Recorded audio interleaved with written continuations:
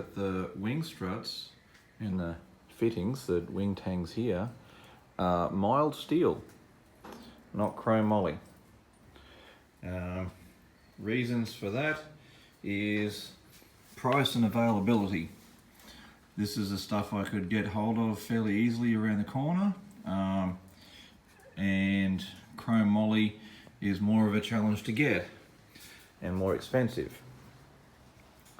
I've got enough here to, there's a little pile over there where the dog's hunting, for the other wing and the undercarriage as well. Bit heavier, of course, and not the most ideal stuff, but what are we? The box section here is 2mm thick, and these tangs are 3mm thick, and there's 2 of them per attachment. Box is another thing instead of round. The reason why I did that was mainly so the attachment fittings were easier to fit. That's all it was. And then I'm going to glue leading edge and a trailing edge to it. Probably timber or something like that. That's the plan.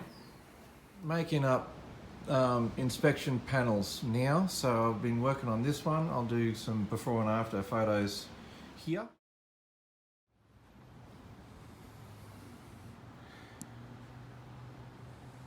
A little bit more tweaking to go, but yeah, that's the concept. Also, the jury struts, I'm playing around with that, and this linkage here I've changed a few times and come up with this idea. This point is going to be attach point for a drop tank. So with this fuel system and engine combination, I've got about 3 hours range as is, but now with this I can add extra drop tanks and longer range in the future. So at the moment I'll probably fly around for a while without it, and then we'll probably change these here, might go to a heavier material, stronger material, but at least I'll have that linkage there ready to go. All right, so this is the flap system. Torque tube going down in there, we'll worry about that later on. This is the linkage to your flap, up and down like that, yep. So I'm just trying to make a fairing or a cover for here. So, bit of a challenge. Now, of course, I can't help myself. I'm going to have a go at making something a bit funky. So I want a fairing that goes up over the top of this and probably straight back like that. So it doesn't snag in its action. Also, it's going to have to be a little bit off center, because there's the attach points here and here. So I'll have a little, I don't know, plate and then something over the top like that. And it's got to be clear, wide enough to clear the anchor nuts. Oh, not the anchor nut, the bolt and the attachment. That's the whole idea anyway. So I start with a flat piece like that, basic dimensions. I'll peel the plastic off because it works better with the plastic off. And then I'll draw a center line down here where I want the curve to be. And then across here, I'll make a mark to say this is the high point that I'm concentrating on to get that curve, because it's sort of 3 different curves in one, this part here. It's not just a big radius, because we want a sharp point, because that arm up here as it sits, when it's in the retract position, it's quite a way forward, and then it goes back that way. So the radius needs to be quite sharp and then going down to that panel. So one piece that I've made so far is this bit. We've wheeled it in the English wheel, and I don't have a die. That's as round as I can get it. I want it sharper.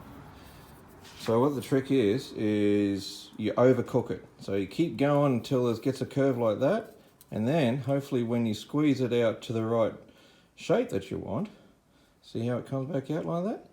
That ends up with the shape and size and dimensions that you want. Bit of guesstimation going on for sure, but that's how we're doing that. That's how I very similar system to how I did the rudder and elevator curvy bits on that too. So yeah, that's what we're up to. So you can see I've sort of basically stretched it enough. Well, that's as far as I can sort of go really. To that shape there. Because I wanted the curve further up. Squeeze it with my fingers. And that brings it out to, hopefully, something that I want. Ish. So let's go and have a look.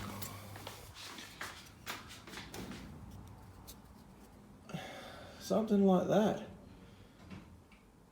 Yeah? Nearly there. We'll keep at it.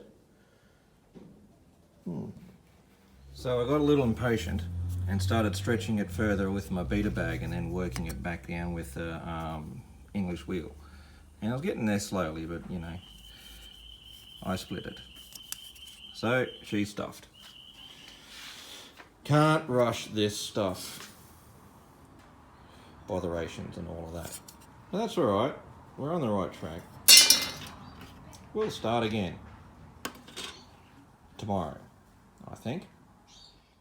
So this was the first go at forming that shape, and as you can see I split it because I got a little too enthusiastic and impatient and trying to work this area quicker and harder than what I should have by bashing it.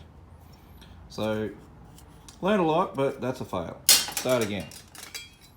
So this time, this is what we've come up with. It's a little bit wider, which helps for attaching the side skins, but it also makes it harder because there's more meat to move. But I took my time and we come up with this shape here, and see how when you squeeze it to the correct shape, the radius changes at the front there. Yeah. I drew myself a center line through here and a line across here about where I wanted the highest point to be. You can sort of see that this area here and this area here aren't as worked as this point.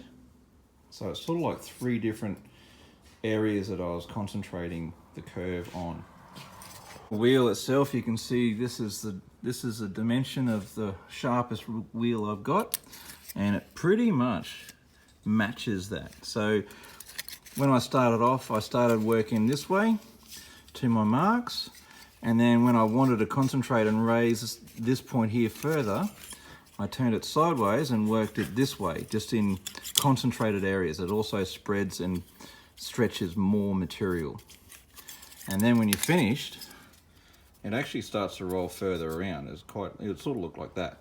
But then you squeeze the edges to the dimension you want that way, and see it pops out a bit. And that's how we end up with what we got. Why did I choose this material, 7075 T6 16 thou? Well, I had it. I could have chosen other materials, softer material to do this, but realistically I just wanted to see how far I could actually push this material. Challenge accepted type of thing. So I ended up annealing this area here just with a heat torch. A bit rudimentary, but we got the job done. Simply because it just worked hard and so quickly. 7075 T6 16 thou. That's what this is. So it's really, really hard stuff to work. So I had to cheat in the end. Like, I worked it up to a certain point, and you could just feel that the material was super work hardened. So then out comes the annealing trick, just to get that further working area.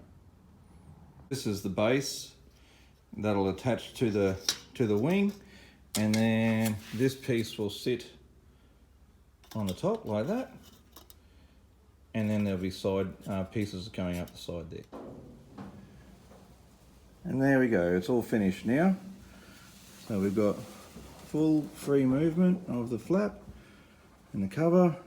I ended up working this area a lot more to bring this edge down so it matched the push rod rather than coming out straight here, because that would have looked a bit silly. Still sticks out. These side plates needed a fair bit of work in this area here as well, just to match these rivets. And then it's attached to this plate here, which then goes to the wing. So yeah, there we have it. It's amazing how far you can stretch this material. Just needs a bit of patience and someone silly enough to give it a go, I suppose. So we're nearly done. Wing panels are all on and made. The struts are actually made up. I've got to pull them out and clean them up and paint them. And we've got to make a leading edge and a trailing edge on all of these. Not quite sure. I've got a bit of an idea on what to do there, but we'll come up with something. The wing fairings to the center section is done. All I've got to do is make the fuel tank and the wing skin over the top of it, and the aileron cover plate, the push rod there. That's it. Haven't quite nutted out exactly how I'm going to do the tanks yet. I've got a few different options. I just got to pick one and all that, but we're nearly there. Apart from that, this wing's rigged and on and finished. All I've got to do now is get the other wing to match these numbers, but before I do that I have to rearrange the whole shed. So this fuselage points up here, this wing can come back down onto the wing, and we'll go all over again. Great game of Tetris. Anyway, that's that.